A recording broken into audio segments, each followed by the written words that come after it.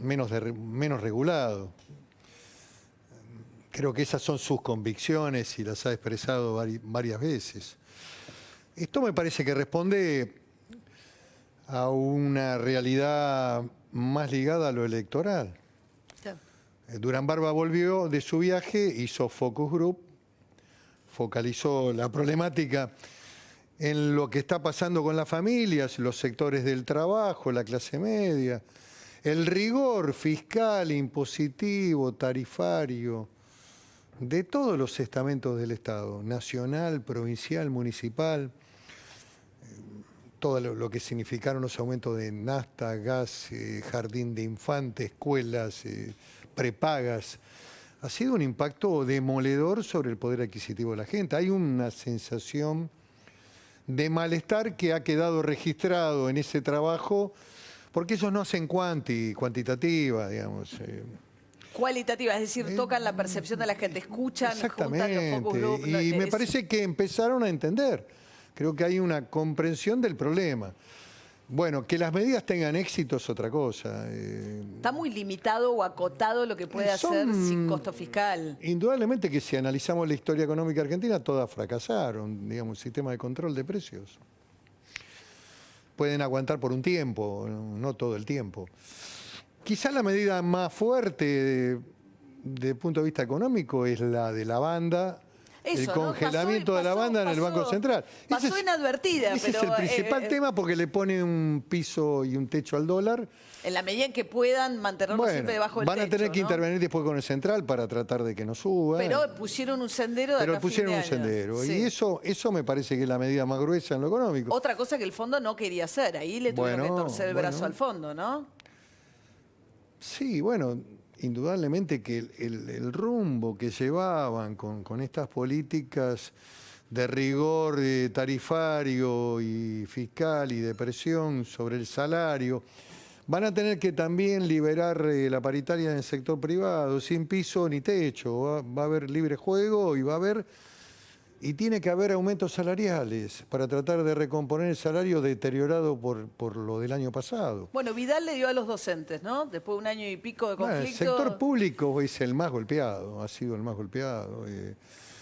Casi, digamos, el impacto del salario es del doble, digamos, en términos de la inflación. Ahora, Macri dijo alivio. Una y otra vez uno escucha ese video, es raro, ¿no? Fue raro el anuncio. Bueno, las medidas son tendientes a aliviar el malestar social y a tratar de que el gobierno se recomponga y a ganar tiempo. No implican la solución de los problemas económicos, ¿no? ¿Y llega?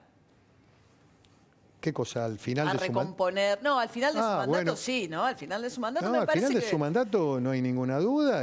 Me parece que afortunadamente... Y ya va a haber eso no... elecciones y la sociedad argentina elegirá con libertad.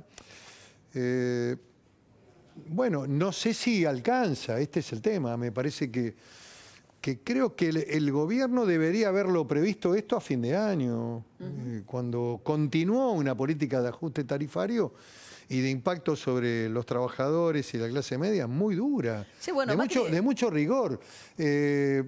Bueno, me parece que deberían haber evaluado... Creyeron que ese rigor monetario tan duro no les iba a dar un escenario, a pesar de los aumentos de servicios públicos de este primer trimestre, no iba a ser tan alto. Una vez volvieron a fallar en su pronóstico respecto del comportamiento de la inflación. Bueno, parecía poco probable que eso ocurriera y de pensar otra cosa que es lo que piensa la gente. Yo el año pasado, cuando a fin de año hicieron un aumento de tarifas de luz y de gas, dije, bueno, creo que lo hicieron sobre el borde del 29-30 de diciembre. Dije, bueno, este es el último aumento, el año que viene entramos en una planicie.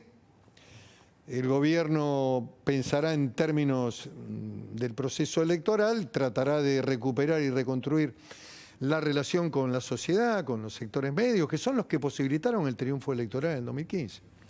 No, me equivoqué, porque siguieron dándole al ajuste sin límite, digamos. Fue muy duro el proceso del primer trimestre el impacto sobre la gente, 30, 40%. Y después trataron de ver si eso se paga con tarifa plana el año que viene. Sí. Bueno, pero eso se va a pagar. de todas maneras es deuda acumulada gas. sobre la gente. Sí, claro, el gas. Ahora, hablando de eso, impacto sobre la clase media, ¿no? Me acuerdo que el análisis que hacía de lo que fueron los triunfos de los oficialismos en Río Negro y en Neuquén, los dos gobernadores. Después, el domingo pasado vino Entre Ríos. Y Entre Ríos ya es digamos, un electorado por volumen y por la actividad, ¿no? Agroexportadora. Sí, una economía más estructurada sobre la base de la producción agropecuaria. Que se supone que es un sector que sí se está recuperando y que es más afín al macrismo. Con un peronismo unido, en las PASO en este caso, no fue la elección a gobernador, pero Bordet saca casi el 60% de los votos. Bueno, una gran elección y una elección complicada para Cambiemos, aunque llegó al 33%. Desastroso fue lo de Río Negro, 5,5 puntos. Ahí fue una construcción electoral equivocada totalmente, con sus socios, que son en Río Negro la Unión Cívica Radical, que impuso una candidata. Y en Neuquén con un muy buen candidato radical, el intendente Quiroga, que es un buen intendente de la ciudad de Neuquén. Sin embargo, salieron terceros con el 16%, ¿no? También perdió el kirchnerismo en un promedio de las dos provincias que andan en el 30%, 26%. Sacó el kirchnerismo de Río Seco en Neuquén y 33 y pico, 34. Pero hay muchos que dicen, tomemos lo que pasó en Entre Ríos. Todo, o sea, fueron No, hay una kirchnerismo, tendencia. Massa, fue todo, es como si se juntaran todos a nivel nacional, ¿no? Y ahí sacaron casi el 60%. Yo de veo los poco votos. probable ese escenario de unidad. Lo veo poco probable. Yo creo que la expresidenta va a ser candidata. Sí. Yo creo que incluso está en los actos preparatorios desde el punto de vista de su candidatura. ¿El video sobre Florencia Kirchner o cosas distintas? Bueno, ese es un tema que le preocupaba o le inquietaba, me parece que lo resolvió. Digamos, en términos prácticos lo resolvió. No vuelve. Difícilmente vuelva hasta que no cambie esta locura y esta falta de violación, digamos, del Estado de Derecho en términos de las prisiones preventivas. Me parece que hay un exceso en el rigor de la prisión preventiva. Cristina Fernández Kirchner tiene 5 pedidos de prisión preventiva y de no ser por el voto del bloque peronista Pero en el Senado hoy estaría presa, si no fuese porque ustedes un no votan el absurdo, desafuero. un absurdo, porque la prisión preventiva es una pena anticipada que solamente es posible frente a casos de fuga. Si usted me pregunta un ejemplo concreto y reciente, Samit está detenido correctamente porque se fugó y porque, lógicamente, eso abre la duda sobre su voluntad digamos, de cumplir las distintas etapas del proceso en libertad. O cuando hay un poder muy fuerte en donde uno puede interferir sobre la investigación. Esos son los dos supuestos que fija el Código. Igual los presos comunes, la hubo mayoría están con porque prisión son preventiva, delincuentes con antecedentes penales en donde evidentemente se van a fugar. Bueno, no tan, quién sabe. En general, lo que ocurre con el auto de prisión preventiva frente a delincuentes reiterantes es que tienen antecedentes penales y lógicamente eso implica también una presunción de fuga porque indudablemente allí la acumulación de delitos y las penas va a determinar una pena de cumplimiento efectivo de la condena. Pero en el caso de Cristina Kirchner, ¿tiene argumentos para decir que esto es una persecución? Yo no digo que sea persecución, lo que estoy hablando es de que el uso de la prisión preventiva en el mecanismo utilizado últimamente en la justicia federal es totalmente improcedente y está fuera del marco del Estado de Derecho y del avance que ha tenido el sistema penal en el mundo y en la Argentina. Igual yo creo que a esta altura, si el bloque peronista le sacara los fueros a Cristina Kirchner, le generaría un problema serio al gobierno. Porque es más cómodo también a mí plantear... no me gusta hablar sobre hipótesis que no van a ocurrir. Que no van a ocurrir. No van a ocurrir. Ahora, una cosa... Yo he tenido una posición que tiene que ver con el Estado de Derecho. No, está bien, pero una cosa es defensa en Cristina juicio. Kirchner, que tiene prisión preventiva, que no tiene ni condena. Carlos Menem, lo único que le falta es condena No, de la tiene Corte condena Suprema de Justicia. firme. Condena firme, Corte Suprema de Y Justicia tiene de que la agotarse Nación. la vía del recurso.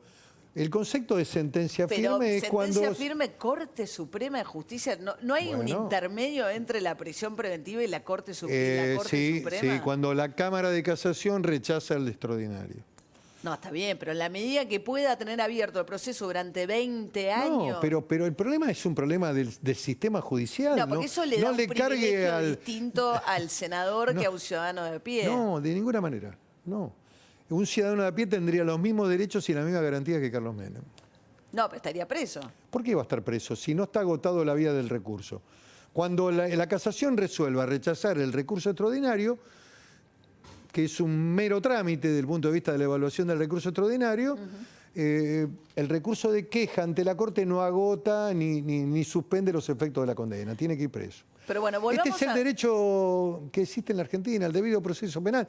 Lo que pasa es que si no les gusta y queremos juicio sumarísimo, bueno, tendremos que cambiar el procedimiento. No, una cosa son 20 años, otra cosa es un juicio sumario. Yo entiendo lo que digo es que cuestión. las deficiencias del sistema, y hay que analizar qué pasa en los tribunales orales, por qué hay tanta demora, por qué los juicios no empiezan nunca, por qué hay excusaciones, recusaciones, enfermedades. Bueno, analicemos todo esto.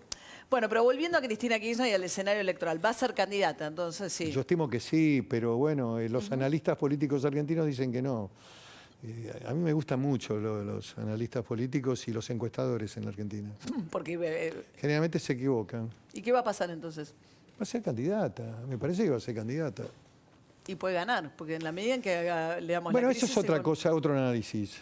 Yo creo que el kirchnerismo, Unidad Ciudadana, tiene un piso y un techo muy, muy cerca.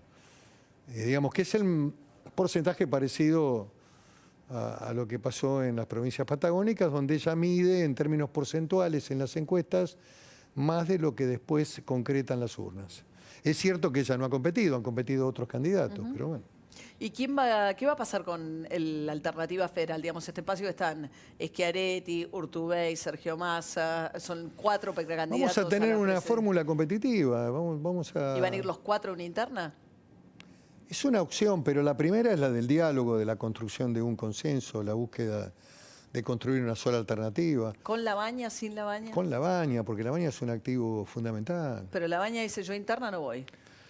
Bueno, son respuestas que ha dado el candidato y lo que él sostiene también es de que es importante agotar una vía de diálogo inteligente y responsable para mostrar que tenemos una voluntad común. Pero él quiere ir más allá del peronismo. Él dice, yo no quiero ser el espacio alternativa federal, yo quiero ir con un sector del radicalismo, quiere dialogar. Pero hay sectores políticos ávidos, tanto del radicalismo como del socialismo, que están interesados. La propia Margarita Stolbizer estuvo reunida en el día de hoy. Bueno, a mí no me parece mal ampliar la base de sustentación. Ahora, lo que sí creo es que hay un eje muy importante con el peronismo, porque después hay que gobernar. Y gobernar en la Argentina en una situación de crisis requiere también de mucha convicción y de un respaldo de toda la estructura federal. Los gobernadores son figuras trascendentes en el peronismo, la mayoría de ellos o casi todos van a renovar sus mandatos. Pero Massa no se baja, porque una cosa es, Labaña dice, denme 4 años, se va a hacer un gobierno de transición, una persona ya más... Yo creo que tanto Massa como Urtubey tienen legitimidades. Lo que sí creo es en la necesidad de agotar un diálogo político inteligente. Y por último, sí, están las primarias, y están por ley. Falta poco igual. Falta mucho y falta poco, sí. En términos, digamos, de calendario, yo creo que el mes de mayo va a ser un mes muy importante. Hay una fecha que yo le asigno gran importancia y trascendencia, que es la fecha del 12 de mayo. ¿Qué es la inscripción de alianzas? No, es la fecha donde va a haber un gran triunfo del peronismo en el segundo distrito del país, el más importante de la Argentina después de la provincia de Buenos Aires, que es Córdoba. El triunfo de Schiaretti como gobernador en Córdoba con la reelección. En donde la figura de Schiaretti es la figura de un liderazgo importante, emergente, central del espacio de alternativa federal. Pero él dijo que se queda en Córdoba. No importa, va a ser un gran ordenador, seguramente su palabra va a tener una implicancia y un valor de trascendencia, de importancia. De Schiaretti, bueno, Córdoba fue clave para el triunfo de Mauricio Macri a nivel presidencial. Y ¿no? Córdoba es clave, digamos, en orden a fijar una posición importante del triunfo del peronismo. ¿Y Tinelli? Yo tengo un gran respeto por Marcelo, me parece una figura de mucha sensibilidad social. ¿Sí? Claro que la tiene, y es un hombre preocupado, y es un hombre que viene de abajo y ha tenido éxito en la vida y en sus actividades empresarias. Y a mí me parece que... No, yo creo que hay que respetar a esas personas, hay que respetarlas en lo que hace a la toma de decisión personal. Lo veo interesado en el rumbo de la Argentina, en el proceso que estamos viviendo. Ha tenido algunas definiciones también de naturaleza política, pero todavía no ha dicho ni ha definido de que va a ser candidato. Empieza su programa el 29 Veo que están mes. empapados de cómo viene Tinelli. Están en comunicación. Yo dialogo, sí, con él. Tengo un diálogo de hace bastante tiempo. Les falta un candidato a gobernador en provincia de Buenos Aires. No lo publico en el diario. Yo dialogo con mucha gente en la Argentina, pero para mí es muy grato tener una relación de amistad, de diálogo con él. Ahora, le pregunto por dos cosas que pasaron en el Senado y que todavía están. Una, el tema del financiamiento de las campañas que se vienen ahora, autorizaron los aportes de las empresas. Hubo una discusión sobre los sindicatos. Ustedes querían autorizar también los aportes de sindicatos. Y yo pensaba si no vuelve a ser siempre la misma historia, una ley que nadie cumple, porque los sindicatos igual van a seguir aportando. Nunca aportaron. ¿Cómo Esta no? es una leyenda urbana. Los sindicatos nunca pusieron plata en las campañas electorales, generalmente apoyan con afiches. Tiene una estructura fuerte. Pero la tienen, pero digamos, pueden ayudar desde el punto de vista logístico, pero de ninguna manera ponen plata. La plata de los afiliados no la ponen en campañas electorales. Esta es una fantasía. Una fantasía. Se lo dice alguien que ha transitado 40 años de la vida política argentina. Pero bueno, a ver, los sindicatos en Inglaterra apoyan un partido, que es el laborista. Y también ayudan en el financiamiento. La Argentina debate cosas que son muy tontas. Hay todavía gente que quiere que el financiamiento sea estatal, cuando en realidad todos los países desarrollados importantes del mundo tienen financiamiento de aportes privados. Acá el riesgo, ¿cuál es? Yo lo dije anoche en el cierre del debate, que ya además está entre nosotros, que está penetrando ya en los municipios, que es el tema del financiamiento ilegal del narcotráfico, que todavía la Argentina no fue tomada, como fue tomada Colombia, con los carteles en la década de los... Entonces que si entran las empresas, previene el ingreso de los narcos financiando la política. Yo lo que creo fundamental es que haya un sistema que permita al sector privado, tanto personas físicas como jurídicas, como sociedades, como empresas, poder hacer un aporte en un porcentaje límite de sus ganancias o utilidades. Ya lo hacen, de hecho, solo que no figura. Bueno, pero hoy es ilegal. Hoy está prohibido. Hoy está prohibido y están siendo sometidos a procesos judiciales, porque en este tema también hay una gran hipocresía. Sí. Se hacen campañas que tienen un costo monumental, después no cierran los números. Exacto. En el momento que hay que presentar ante los tribunales la rendición de cuentas. Exacto. Con lo cual... Los candidatos últimos no tienen aprobada su en rendición de gastos. Francia el sistema es un sistema donde el candidato sale a buscar el apoyo. Hay financiamientos individuales o aportes individuales que ni siquiera se declaran y están los aportes de las empresas. Yo vi... te recomiendo ver el documental de Macron, el de Macron, Rumbo al Poder, En Marcha se llama. Hay un documental muy interesante en Netflix, exactamente, donde él va a Nueva York y recauda con la comunidad francesa en Nueva York.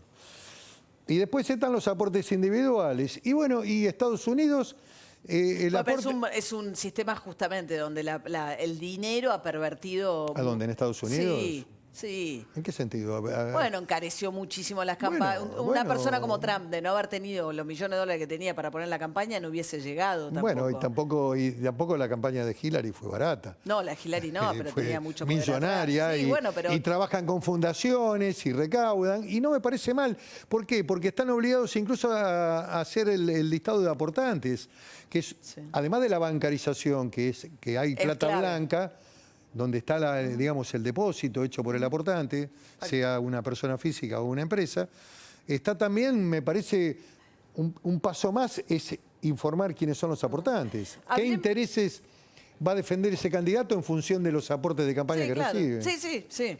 Ahora, hablemos un poco también del otro tema, que es el blanqueo laboral que se está discutiendo en el Congreso. La idea de, bueno, permitir a los empresarios o pymes que tienen trabajadores en negro, reconocerles hasta 5 años de antigüedad a un nivel de salario mínimo y tener algunos beneficios si blanquearan también hacia adelante. A mí, ¿no? en términos de, digamos, en el África subsahariana, en algún país pobre del África, hacer un blanqueo de trabajadores sería una buena medida. En la Argentina se discute todo. A ver, un blanqueo de trabajadores es una medida en función de trabajadores que están en negro pasan a estar en blanco. Tienen aportes para el sistema jubilatorio y también los sindicatos reciben aportes desde el punto de vista sindical y aportes patronales. Entonces, mejora el servicio de recaudación de la ANSES, se blanquean los trabajadores, que es una injusticia que estén en negro. Es un camino correcto. Ahora bien, si a eso le ponemos el título de reforma laboral... Bueno, pero incluye un cálculo diferente las indemnizaciones. No está previsto ese tema. Pero entró en el proyecto. Bueno, no, ahí bueno, que dice eso no... le quita multas, modifica la forma de reclamo de las indemnizaciones de despidos. No, eso no está dentro del planteo del proyecto de blanqueo. No está, y eso significaría modificar el 245 de la Ley de Contrato de Trabajo, sistema de indemnización por despido, que eso nadie está dispuesto a tratar. Lo que digo es lo siguiente, además de darle mi opinión sobre el blanqueo, que es una medida... Favorable. Pero, por supuesto, creo que conviene hacer un blanqueo. ¿Y la CGT por qué faltó a la reunión? Eso habría que preguntárselo a la CGT. Están en plena negociación porque no van al paro. Están discutiendo otras cosas también, desde el punto de vista de paritarias que se vienen. Bueno, están discutiendo el tema de las obras sociales, la tienen derecho a tope. discutirlo porque cumplen un rol social muy importante. Las obras sociales sindicales cubren una falencia del Estado en términos de la atención y la prestación de salud monumental. No hay ningún reconocimiento en la Argentina, nadie reconoce nada. Pero el punto es que la CGT, digamos, no fue al debate en el Congreso, no porque esté en contra del blanqueo, sino porque tenía esta otra discusión de los fondos de las obras sociales. A lo mejor tienen una posición respecto contraria en orden al plazo. El blanqueo plantea 5 años para atrás, podrían ser 10, podrían ser 20 o podrían ser 2. Lo que pasa es que ahí es el costo fiscal que tiene ese blanqueo, que alguien lo paga, que es el Estado. Lo que quiero decir que para nosotros, como peronismo, y yo lo he expresado reiteradas veces, cualquier norma atinente a la cuestión laboral, al mercado laboral, tiene que tener la opinión del movimiento obrero. Es muy importante que la tenga. En un sistema democrático, la participación de los trabajadores a través de sus representantes en el marco del debate en el Congreso es fundamental. La misma agencia esta sanitaria, bueno, tiene algunos aspectos que hay que analizar, hay que seguir discutiendo. La agencia es la que determinaría qué tipo de coberturas tienen que dar cuando no están dentro del plan médico obligatorio para evitar los amparos de los hay algunos jueces temas ahí que todavía hay que discutir y clarificar, pero lo que quiero decirles es que son temas en donde la opinión de la CGT, de los responsables, es importante.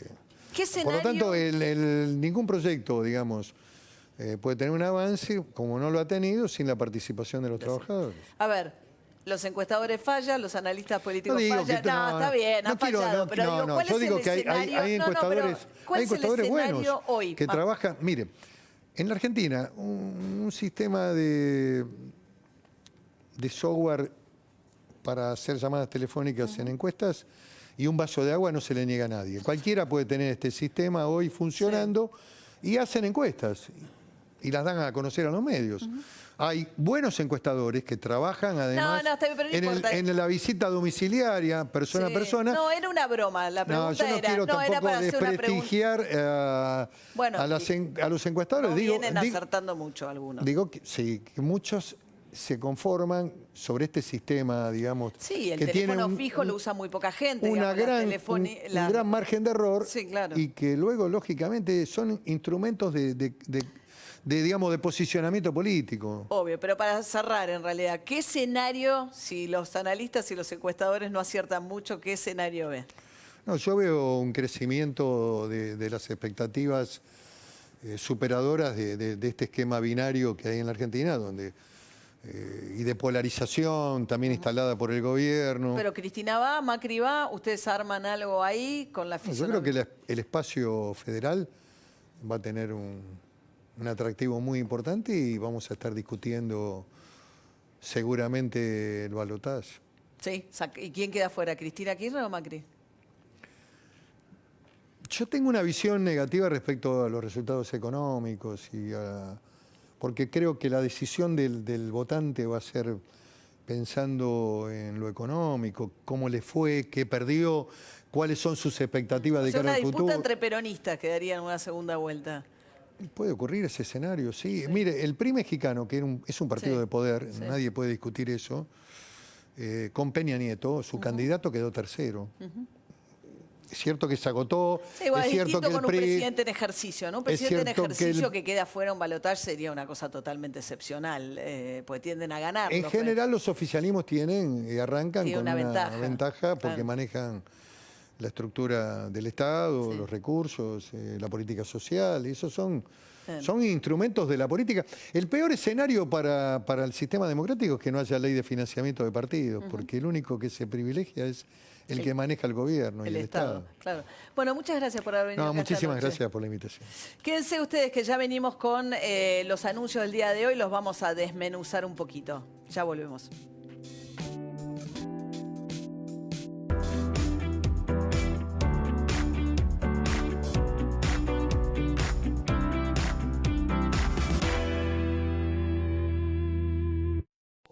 Ya vuelve 50 minutos.